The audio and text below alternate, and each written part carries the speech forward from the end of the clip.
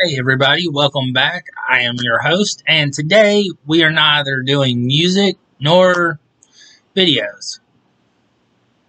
Movies. Today I go into the discussion over medicine, and this is in the particular area of something personal to me, epilepsy, as I am one of the ones who suffers from it.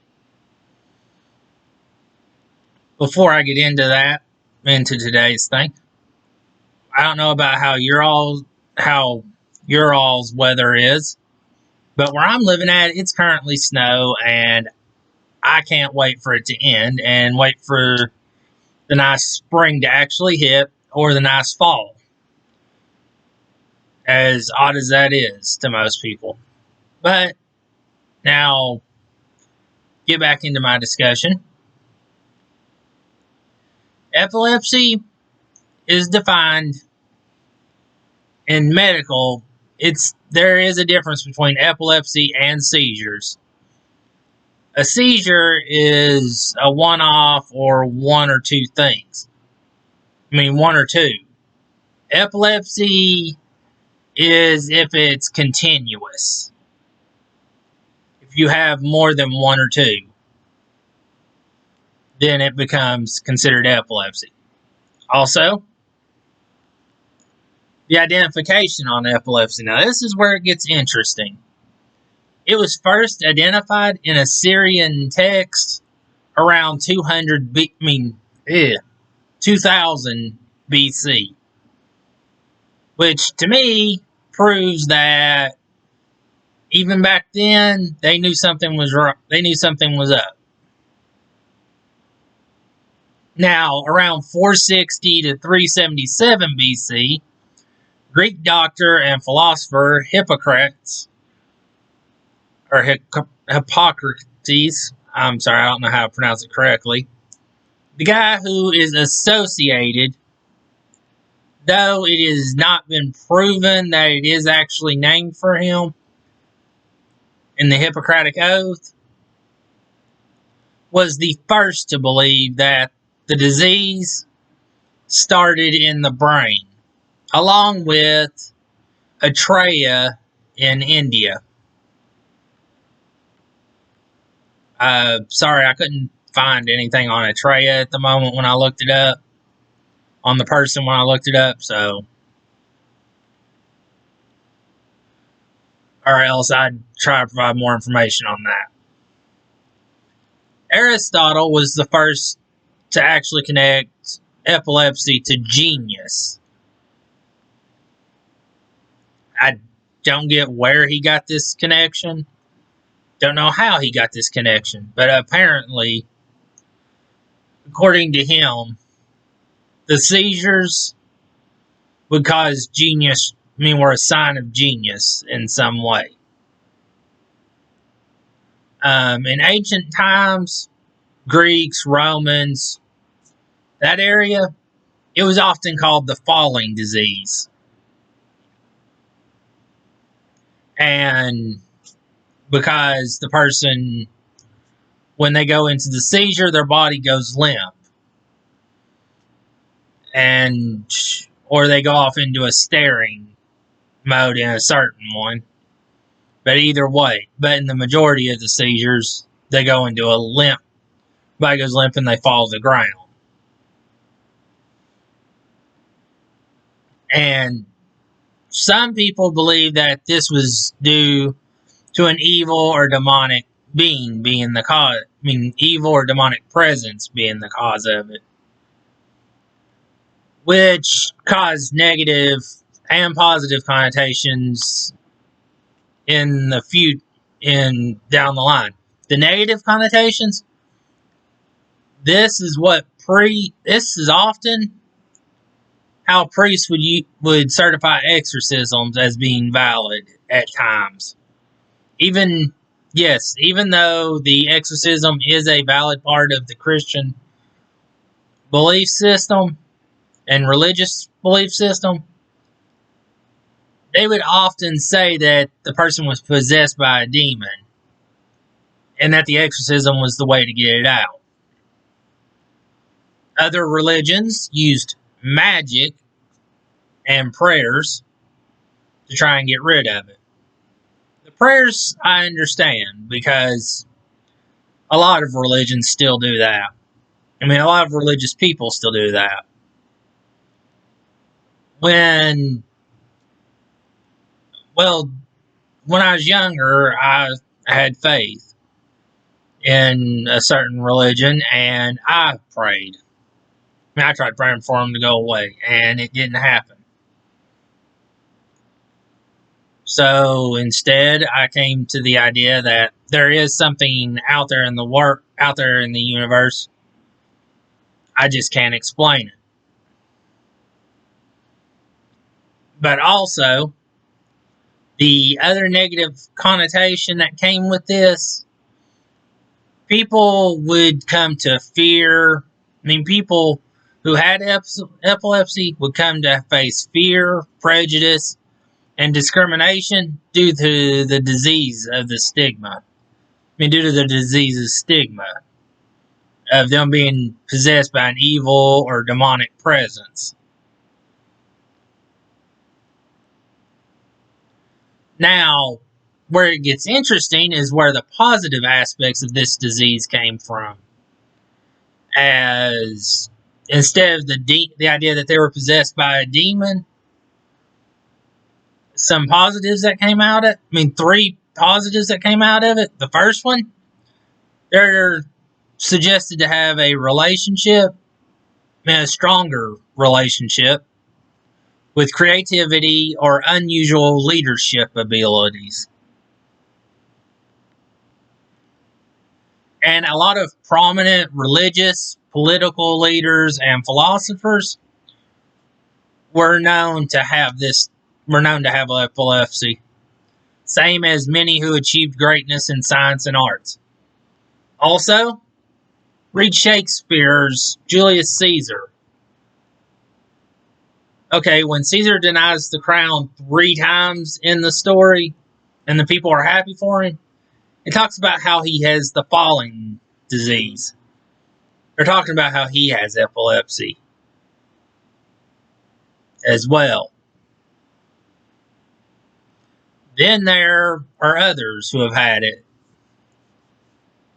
Joan of Arc, it's actually considered that the voices she heard were what she was hearing during her seizures, and not just voices that she was hearing in her head from God or angels speaking to her. Okay, now let's move on to the types of seizures that there are. There's the partial onset. It causes a stiffness abnormally in the arms or legs.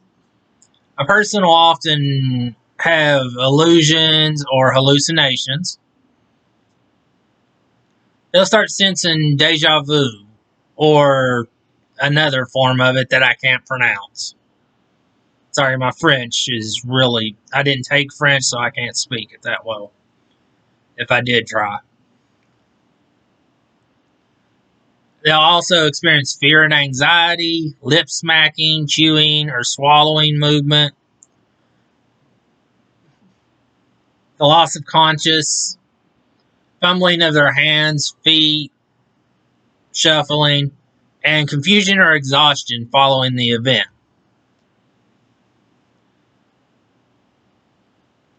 The second type is known as absence epilepsy. They become unaware, sometimes with a staring, what's known as staring, where it looks more like they're daydreaming in that form. The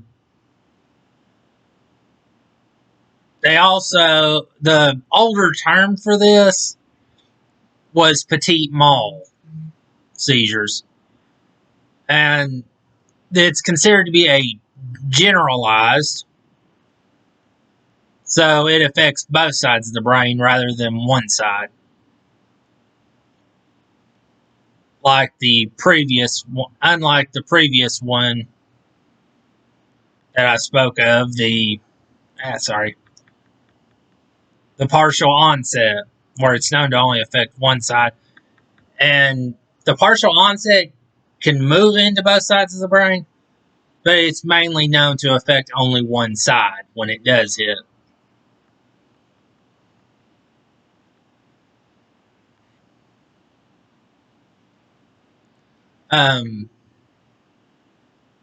But again, with the absence, it's what was formerly known as the petit mal seizures.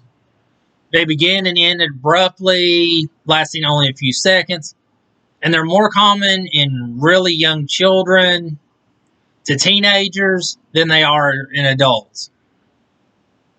Now, with children, okay, now the third type is the atonic seizures. These are what's known as the drop attacks. It's the loss of muscle tone, so the head or body may go limp. Some children, only the head drops suddenly. This one can be either one-sided or this one can be focal, which is one-sided, or generalized, both sides. And this one focuses from children to adults.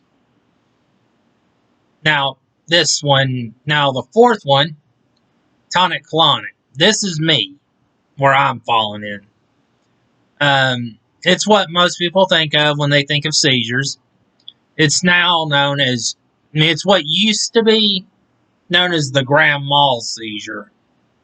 Although it's less used, and they now use convulsion or tonic-clonic.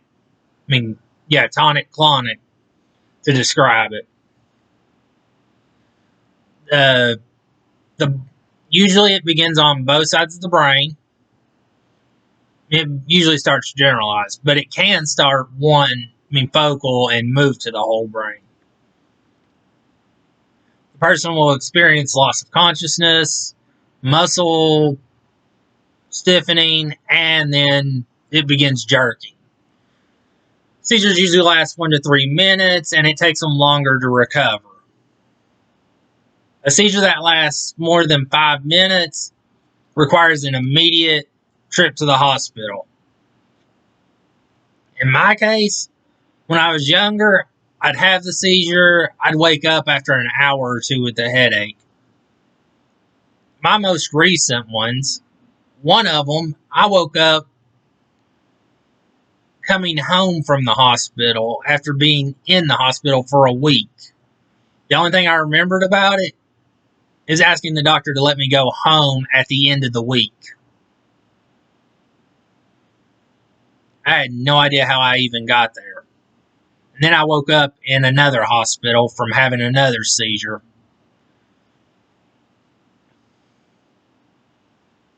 Given these were due to illness affecting it, but it did, the seizures are actually what landed me there. And afterwards, I don't know how others feel, but with me, it feels like walking on pins and needles or having cactus needles stuck in your feet or throughout your whole body for the whole next week, basically. And all you want to do is sleep or go to the bathroom. You don't really feel like doing anything. You can barely do those things, it feels like at times. Now, let's move on to who's at risk. In absence, it's often seen, like I said, in school children. It goes unnoticed due to the fact that the child, because of the staring part of it, it looks like the child's just daydreaming.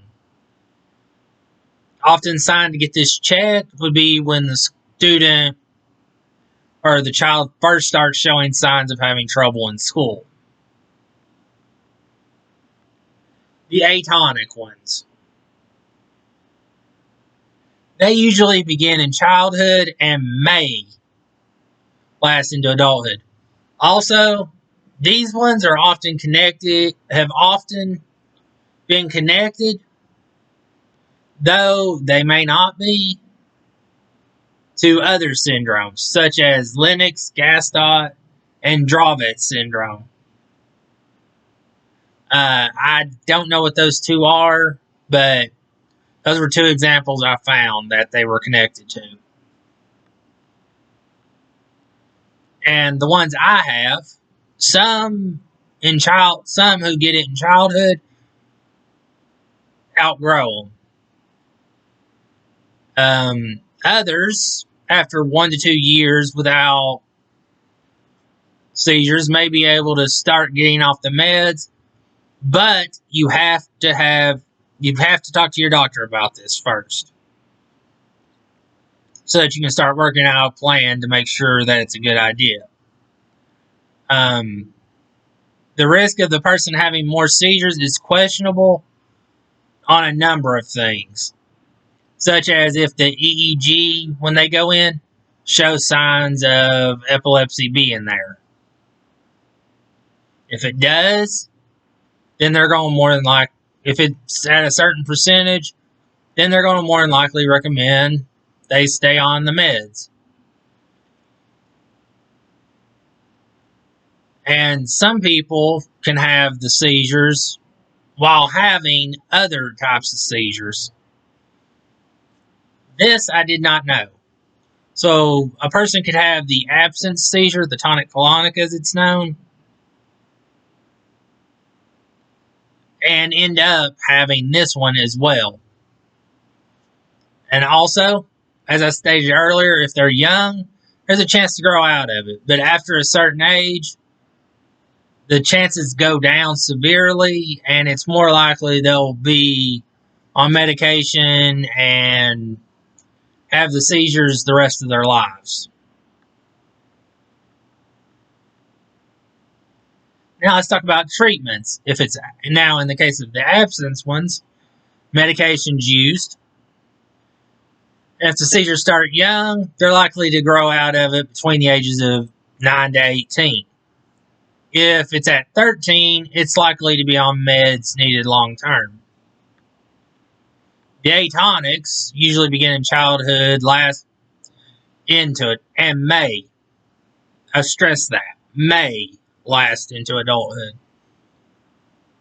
Meds are used in atonics, but they don't really have, but they only have a limited effect. And if the meds don't work, the diet may be what they tell you to look at. Now, in the grand mal seizure or tonic-clonic ones, sorry, I prefer to call them grand mal. It just sounds right. So that's how I've heard it since I was a kid. The seizures require meds daily, which can take a while to find the right dose. And trust me, I know this from personal experience, because there were days I was overdosed. There were days I was underdosed. And when you're overdosed, you're so drowsy that it'll either put you into a seizure from the overdose, or you'll pass out and fall from the overdose. I did this at school before. And then if they underdose you, you'll still have a seizure. And even when they find the right dosage, it's still not a guarantee to stop it, as I still have had at least 1 to 2 seizures a year. And I can go a year without a seizure, and then bam, out of nowhere, it'll hit. Now, something I didn't know, though, is that they also have what they call special meds or rescue meds to be prescribed when the seizures are more than an abnormal amount. So, and also a special diet may be prescribed in this case. Devices are also available to help treat seizures that don't respond to meds. Okay, now let's talk about some other things, such as what triggers the. But now I've went through all this. What about the triggers of epilepsy? What would actually trigger a seizure? Well, one thing, a lack of sleep. Yeah, see, it's not just those people with hearts giving out that have issues. Number two, forgetting to take your meds. Three, missing meals. Four, and this is probably why mine did what it did. Hormones, or in case of women, their menstrual cycle. Okay, mine hit in my teenage years. They waited till I was about 12, 13 to start. So, unfortunately, they decided to have fun and they decided to stick around all this time. But like I said, in women, their menstrual cycle can actually cause the epilepsy to occur. And illness or fever, like I said, the first one of those seizures back in March that landed me in the hospital, even though I had a seizure, it was in part due to the fever I had spiking from the flu.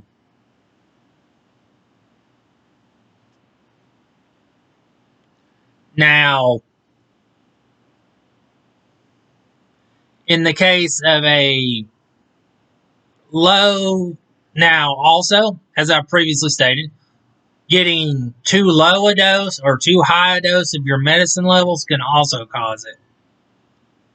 Another thing, and this one also has affected me, what's known as photosensitivity, lighting, or flickering lights. And it's not necessarily lights that can cause it. I've actually had a seizure, and all I was doing was going down the road and had the light passing through the trees, and it caused it.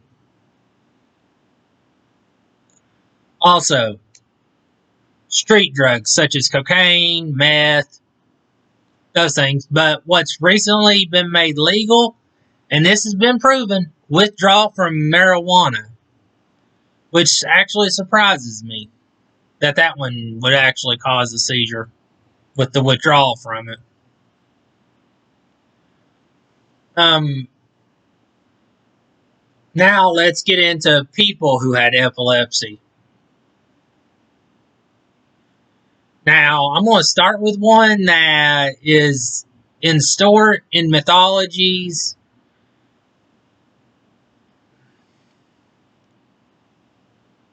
and that people tend to forget, and that's the oracles. Okay, a lot of the oracles, yes, they were virgins and all that. But they were known to go into these phases where all they would do is stare out into the sky. Or they'd suddenly fall to the ground, shake violently, and then come up with whatever they were telling that they saw. The case of the Trojan horse with Cassandra. Although I think in her deal, she got cheated because all she did was refuse a god twice. The god told her at first he loved her and he gave her the gift of visions. She didn't ask him for the gift, and then she also refused his love then. Well, because she refused his love, he made it to where the gift he gave her was she could see the future and no one would believe her. So, the fall of Troy, you can thank the gods on that one. Because Cassandra couldn't tell the future to him. Because Cassandra told him, beware the Greeks bearing gifts. And nobody would believe her. But then, like I said, Julius Caesar was another one. Then the little short guy that nobody liked, the little emperor, Napoleon. The man who actually got a complex name for himself. Apparently also had it. As I stated earlier, Joan of Arc. The voices that she was hearing, I think, were what she saw during the hallucination or vision state of her seizures, same as others have theorized. Some of these, and a lot of these actually surprised me. Dante, who did the Paradiso trilogy, otherwise, the one most people would remember out of it is Dante's Inferno. The Inferno, where Dante goes down to hell to try and save his wife. He goes down to the Inferno to try and save Beatrice.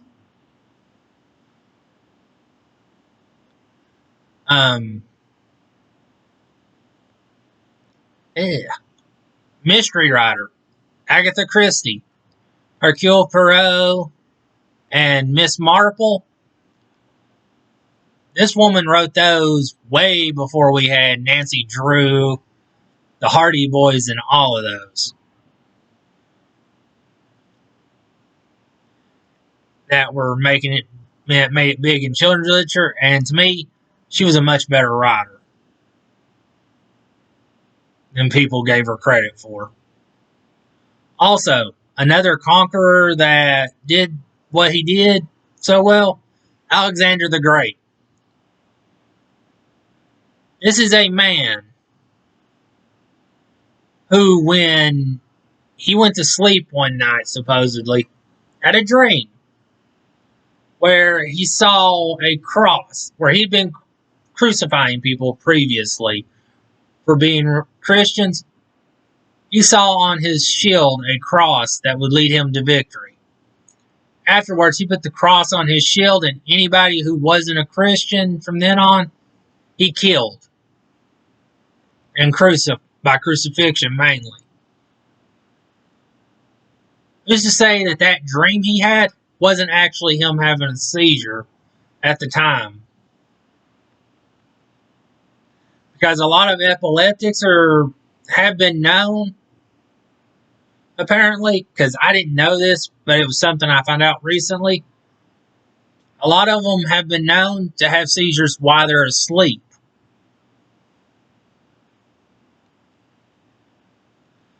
But now, back to our other side, or we're back to our famous people. Beethoven. That could explain why the difference between 5 and 9, the 5th and the 9th Symphony are so great. Where one draws in power and the other releases such expression. The same with painter Vincent van Gogh. Though his could also be to the fact that he was a depressed alcoholic who cut off his ear. Which I still find odd that you're going to tell a woman you love her by cutting off your ear and sending it to her. Yeah, there are definitely better ways to do that.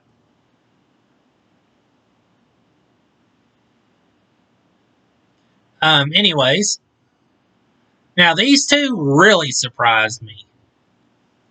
Bud Abbott, for those of you who are really young and don't know this, reference, look up the characters look up the actors Abbott and Costello on YouTube. Trust me, they're worth it. And ask your parents, grandparents, one of them are bound to know. And now, for the one that really surprised me, Danny Glover. he found out about them at the age of 15. But, oddly enough, he actually outgrew them. So it's proof that it doesn't always stick around.